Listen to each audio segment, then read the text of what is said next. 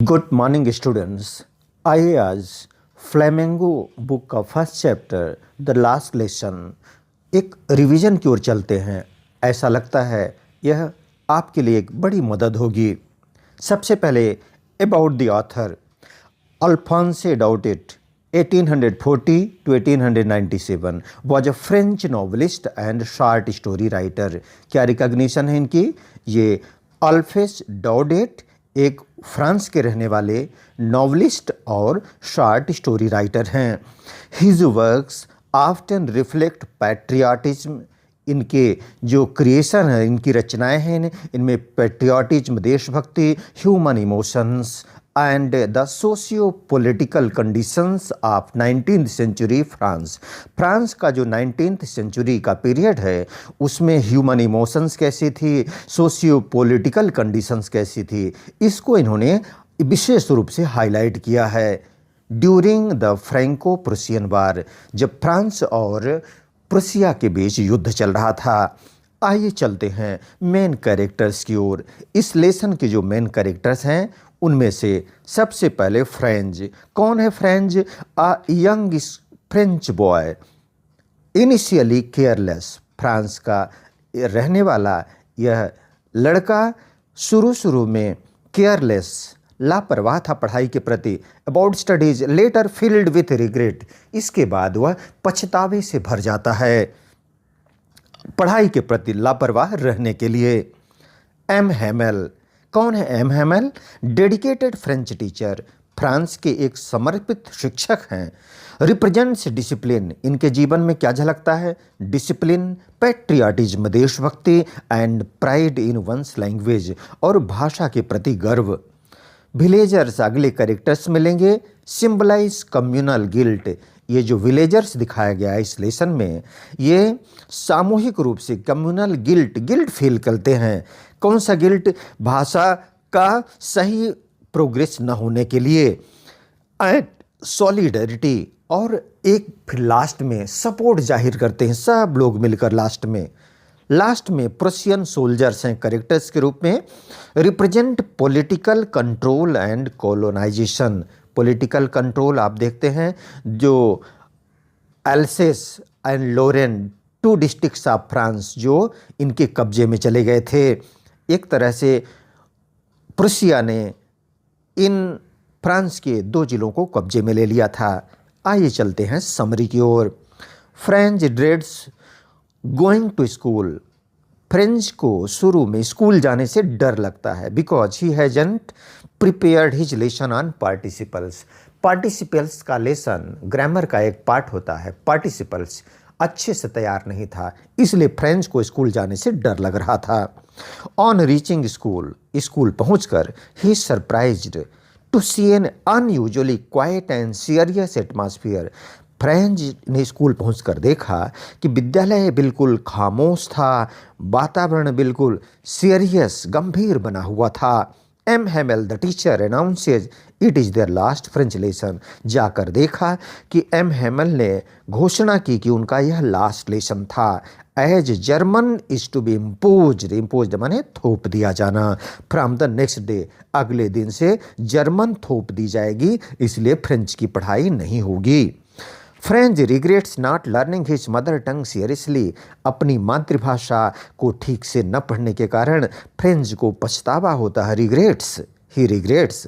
The villagers attend the class to honour their language. गांव के तमाम लोग इकट्ठा होते हैं to honour their language and the teacher. अपनी लैंग्वेज जब उन्हें पता चलता है कि ये लास्ट फ्रेंच लेसन था, सब लोग अपनी भाषा का सम्मान करने के लिए और टीचर का सम्मान करने के लिए इकट्ठे होते हैं। The lesson ends with a powerful moment of silence. ये लेसन का एंड होता है, बहुत ही शक्तिशाली क्षण होता है। साइलेंस, खामोशी छाई रहती पूरी तरह से। As M Hamel writes. M Hamel जो टीचर हैं वो लिखते हैं बोर्ड में बड़े शब्दों में, क्या? वाइवे ला फ्रांस। फ्रांस अमर रहे, फ्रांस जिंदाबाद। On the board and signals that the class is over. Board में बड़े अक्षरों में लिखने के बाद वे इशारा करते हैं कि क्लास समाप्त हो गई। थीम क्या है इस लेसन की? Importance of language and cultural identity, भाषा का महत्व क्या है और कल्चरल यानी सांस्कृतिक आइडेंटिटी यानी पहचान, importance of language and cultural identity.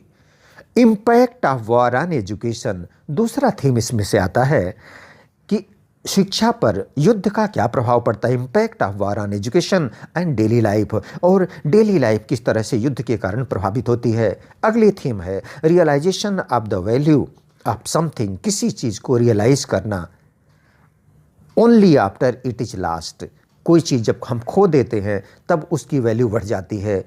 ये थीम भी इस लेसन में है, realisation of the value of something only after it is lost. इसके बाद अगली थीम है silent resistance through language preservation, language को प्रिजर्व यानी सुरक्षित करना।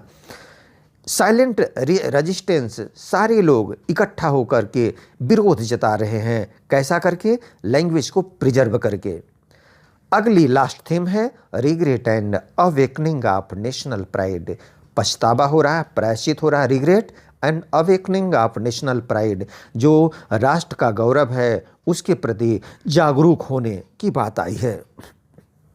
आगे चलते हैं, देखते हैं इस चैप्टर में लिटरेरी डिवाइसेस कौन कौन सी हैं। Symbolism, the classroom becomes a symbol, ये पूरा क्लासरूम किसका सिंबल है, प्रतीक है ऑफ नेशनल प्राइड, राष्ट्रीय गर्व एंड कल्चरल रेजिस्टेंस, और सांस्कृतिक एक प्रतिरोध का है, संस्कृति को बचाने के संकल्प का है।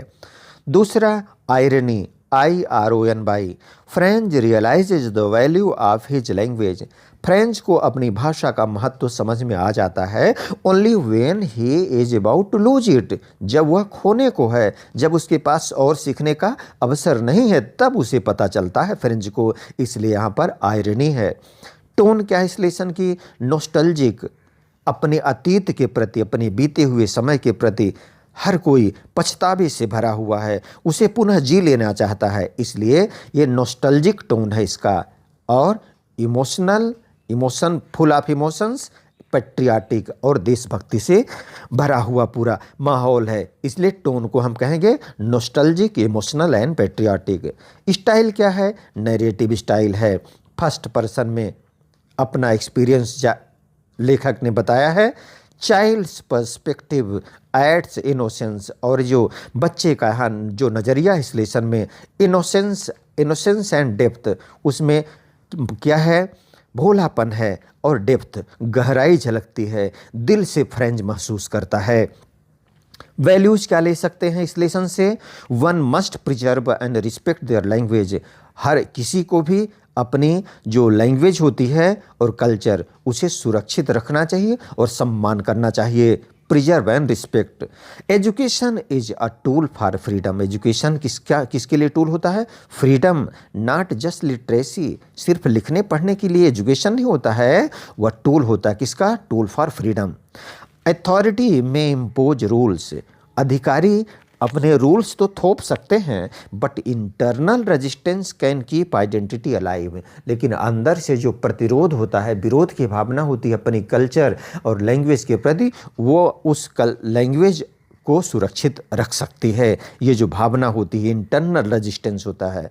रिग्रेट टीचेज अस, प्रायश्चित हमें सिखा देता है क्या, the value of things we take for granted, take for granted means ज़्यादा महत्व न देना, जिन चीज़ों को हम ज़्यादा महत्व नहीं देते, शुरू में इग्नोर करते हैं। Regret teaches us the value, जो पछतावा है उससे वैल्यू पता चल जाता है, जिन चीज़ों की हमने उपेक्षा की थी वे कितने महत्वपूर्ण थे।